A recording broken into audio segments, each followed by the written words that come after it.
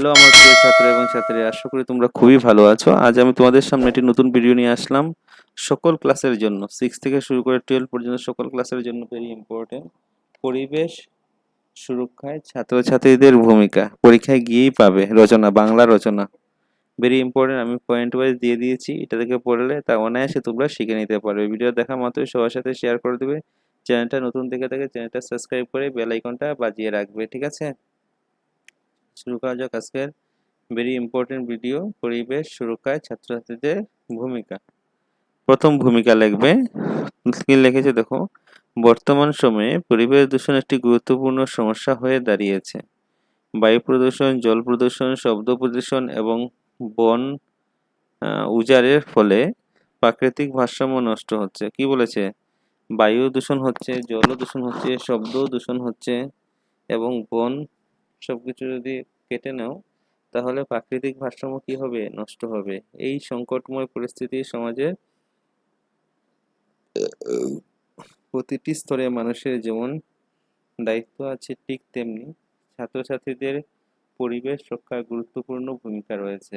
আমাদেরও যেমন দায়িত্ব আছে, ছাত্রছাত্রীদের সেম দায়িত্ব আছে পরিবেশটা রক্ষা করার জন্য। প্রথম ভূমিকাটা বুঝে নিয়েছো। তারপরে দেখো ছাত্রছাত্রীদের ভূমিকা, ছাত্রছাত্রী কি ভূমিকা আছে একটু বুঝে নাও। প্রথম হলো সচেতনতা বৃদ্ধি। প্রথম কি পয়েন্ট? সচেতনতা বৃদ্ধি। সচেতনতা বৃদ্ধি করতে হবে ছাত্রছাত্রীর মাধ্যমে। কি বোঝা যায়? ছাত্রছাত্রী প্রথমে নিজেরা সচেতন হয়ে অন্যদের সচেতন করতে পারে। স্কুল, কলেজ বা মহল্লায় পরিবেশ নিয়ে আলোচনা সভা, পোস্টার প্রদর্শন আয়োজন করতে পারে। বিভিন্ন জনের সভা করতে পারো পরিবেশ সুরক্ষার জন্য। কলেজে, স্কুলে, রাস্তাঘাটে করতে পারবে সচেতনতা বৃদ্ধি। তারপর দেখো নেক্সট পয়েন্ট হলো গাছপালা, গাছ লাগানো, রক্ষা করা। একটি গাছ একটি প্রাণ, এই বার্তা নিয়ে ছাত্ররা বৃক্ষরোপণ কর্মসূচি অংশগ্রহণ করে পরিবেশ রক্ষা ভূমিকা রাখতে পারে। কি বলেছে? একটি গাছ একটি প্রাণ, এই স্লোগান দিয়ে কি করবে? এই বার্তা নিয়ে ছাত্ররা বৃক্ষরোপণে কর্মসূচি অংশগ্রহণ নিতে পারে এবং পরিবেশ রক্ষা ভূমিকা রাখতে পারে। তারপরে দেখো নেক্সট, প্লাস্টিক বর্জনের উদ্যোগ। কি বলেছে দেখো, ছাত্রছাত্রীরা নিজেদের ব্যবহারে প্লাস্টিক ব্যবহার কমিয়ে কাপড় বা কাগজের ব্যাগ ব্যবহার করতে পারে এবং অন্যদের তা শেখাতে পারে। কি বলেছে? প্লাস্টিক ব্যবহার না করে কি বলেছে? প্লাস্টিক ব্যবহার না করে কাগজের ব্যাপক ব্যবহার করতে হবে। কাগজ দিয়ে সবকিছু করতে হবে, তাহলে পরিবেশ রক্ষা পাওয়া যাবে। তারপরে দেখো জলের অপচয়। জলের অপচয় পয়েন্টটা কি হবে? জীবনের জন্য জল অত্যন্ত মূল্যবান। ছাত্ররা স্কুল ও বাড়িতে অপচয় রোধ বন্ধ করে সাংস্কৃতিক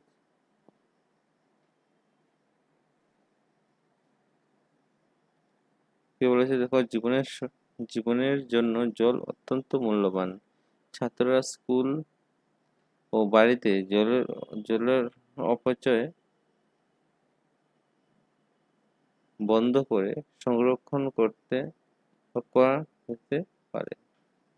তারপর নেক্সট দেখো পুনর্ব্যবহার বা পুনরায় ব্যবহার। ছাত্ররা পুরাতন খাতা, বোতল, কাগজ ইত্যাদি পুনরায় তারা বাড়িয়ে পুনর্ব্যবহার করে পরিবেশের উপর চাপ কমিয়ে দিতে পারো।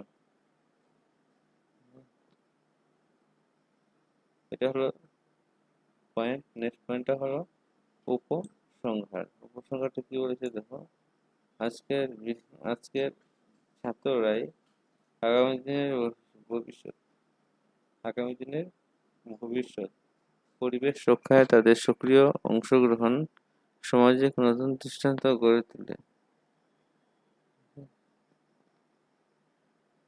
আজ তারা আগামী দিনের ভবিষ্যৎ।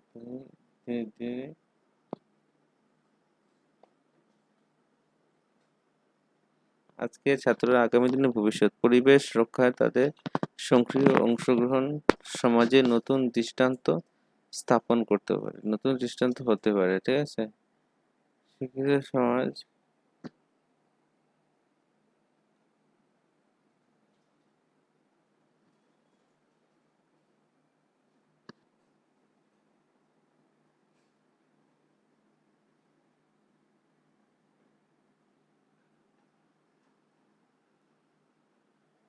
তারপরে শিক্ষাঙ্গন থেকে যদি পরিবেশ সচেতনতা গড়ে তোলা যায় তবে আগামী প্রজন্মে সুন্দর এবং সুস্থ পৃথিবী পাবে। স্লোগান সবুজে বেঁচে বাঁচে পরিবেশ বাঁচাও, ছাত্ররাই পারে পথ দেখিয়ে নিতে।